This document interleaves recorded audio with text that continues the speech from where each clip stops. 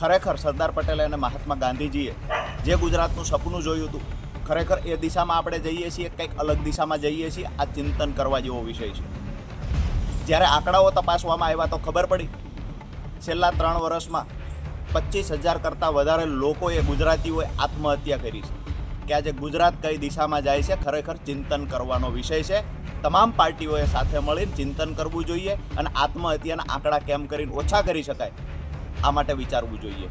રાજ્યના ગૃહમંત્રી હર્ષ સંઘવીના શહેર સુરતમાં જે રીતે ક્રાઇમ રેટ વધી રહ્યો છે, દર બીજા દિવસે સુરતમાંથી ક્રાઇમના સમાચાર સામે આવતા હોય છે કે આ યુવકે યુવતીને મારી નાખ્યો, તેની હત્યા કરી નાખી. એક યુવતી 19 વર્ષની યુવતીએ જે માત્ર યુવકના ત્રાસ તેમજ હેરાન પરેશાન જે કરવામાં આવતી હતી તેના કારણે તેને આત્મહત્યા કરી નાખી.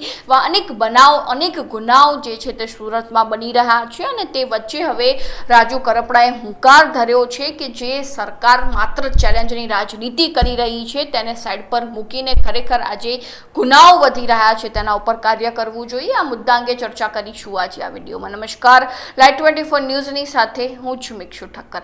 આપ નેતા રાજુ કરપડા જેઓ હંમેશા પોતાના નિવેદનો, આકરા પ્રહારોને કારણે ચર્ચામાં રહેતા હોય છે, સરકાર સામે અનેક પ્રશ્નો કરતા હોય છે અને તે વચ્ચે રાજુ કરપડા દ્વારા વધુ એકવાર જે છે તે સરકાર સામે આકરા પ્રહારો કરવામાં આવ્યા છે અને આ વખતનો મુદ્દો એ છે કે જેમાં તેમના દ્વારા જણાવવામાં આવ્યું છે કે જે રીતે ગુજરાતમાં ક્રાઇમ રેટ વધી રહ્યો છે, ગુનાઓ વધી રહ્યા છે, તો સરકાર માત્ર જ્યારે ચેલેન્જની રાજનીતિ કરી રહી છે તો તેમને ચેલેન્જની આ રાજનીતિને સાઈડ પર મૂકીને આ ગુનાઓ અંગે મંથન કરવું જોઈએ.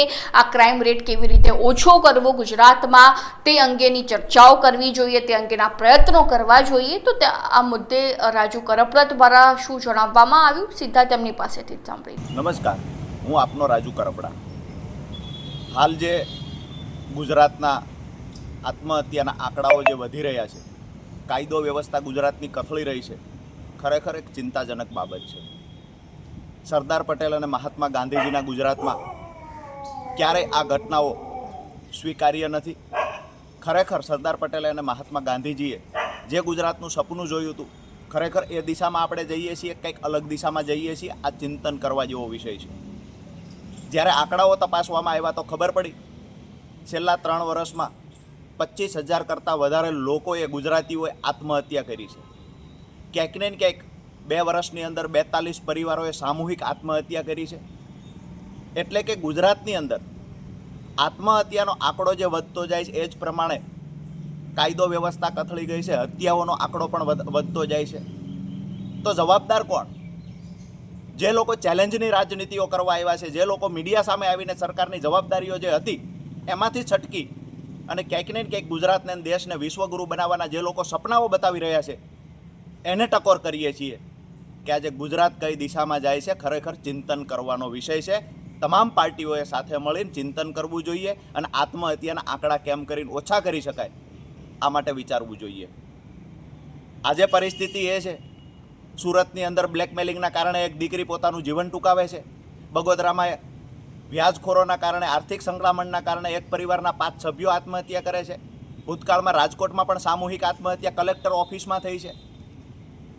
અમરેલીની વાત કરીએ તો 2 વ્યક્તિની 2 દિવસ પહેલાં કરપીણ હત્યા કરવામાં આવી.